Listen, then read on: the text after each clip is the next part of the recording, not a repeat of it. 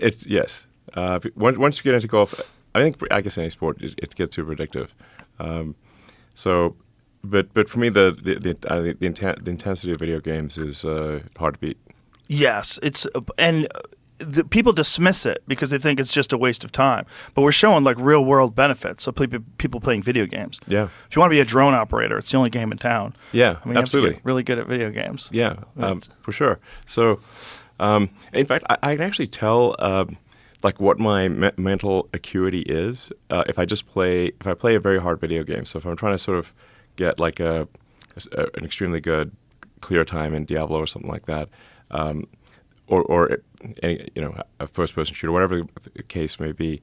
Like if I can tell that I'm tired, or my brain's not working as well as it should. It's like a mental calibration. You can tell immediately, like how good is your mental state? Right, right. So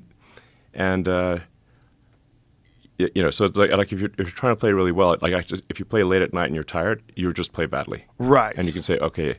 You may think that your brain is working well, but it isn't.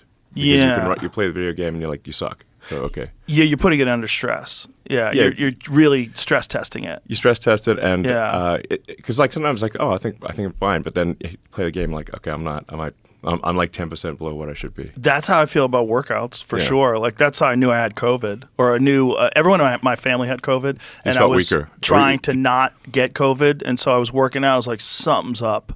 Like I felt fine normally, but then during exercise, I was like, okay, I can tell there's something wrong here. So let's just like back off, relax. Yeah. Yeah. It's like people who don't stress test their mind, they think they're operating on the same level all the time. Like sometimes I come in here and I can't form a fucking sentence and I don't know what it is. It's like, what is going on?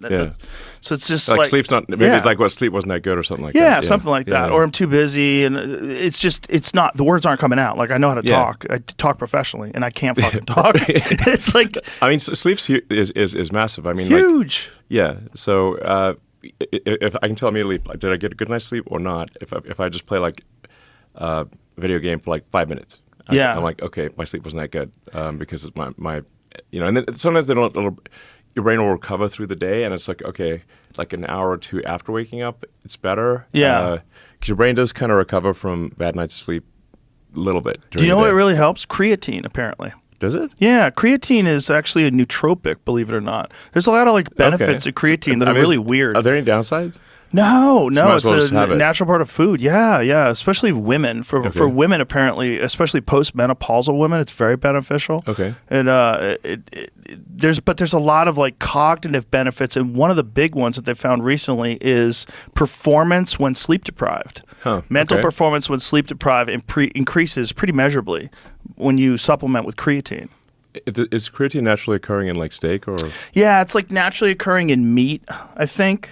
I think that's where it's coming from. I think it's primarily an animal-based thing. Yeah, but like I did switch to like steak and eggs for breakfast, and I found that's like a power-up. Oh yeah. Yeah. Yeah, well, we're all overrun with carbohydrates. Yeah, totally. And you just, like carbohydrates make this big crash, the rise and the crash, totally. The rise and the crash. You stay flat if you eat like a primarily high protein, high fat diet. Yeah. Your body runs off ketosis, essentially. Yeah, I mean, I just have like steak and eggs, no bread or anything. Yeah. And it's great. It's great, actually. It's a power-up, I'd say. People dismiss this whole carnivore diet thing because in our heads, there's a lot of propagandists that put this thing out there that animal agriculture is the #1 contributor to global warming. Yeah, it's rubbish. It's bullshit. Not true. Bullshit. It's hot bullshit. It doesn't matter. Not only is it hot bullshit, Irrelevant. but the real problem is factory farming. Regenerative farming is carbon neutral if it doesn't sequester carbon. The animals are not going to make any difference to global warming. None. Zero. No, it's zero. horseshit. Suppose zero is nothing. Do you think that that's just propaganda because of people that have a vested interest in like plant-based meat products and things along those lines, green energy? I think it's part of it. You're generally going to get people pushing to avoid meat. Like some people just, maybe they've got a financial interest. Maybe they're just like vegetarians or vegans or whatever. Ideological interest. Ideological reasons. But it's not going to make any difference to global warming or the CO2 concentration in the atmosphere really if people eat fewer steaks. It doesn't matter. It's irrelevant. I want to just be super clear about that. Yeah. Will not matter. You will not even be able to measure it. Okay, that's how irrelevant it is. Isn't it funny that that's unmeasurable, that's irrelevant? A heretic speaking. Like, that's crazy talk now. Nowadays, it's like you have to say that we have to eat less meat.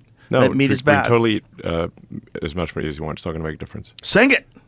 Tell the world. Yeah, absolutely. And if somebody says it does make a difference, I'm like, how will you measure it? And if you can't even measure it, then it's bullshit.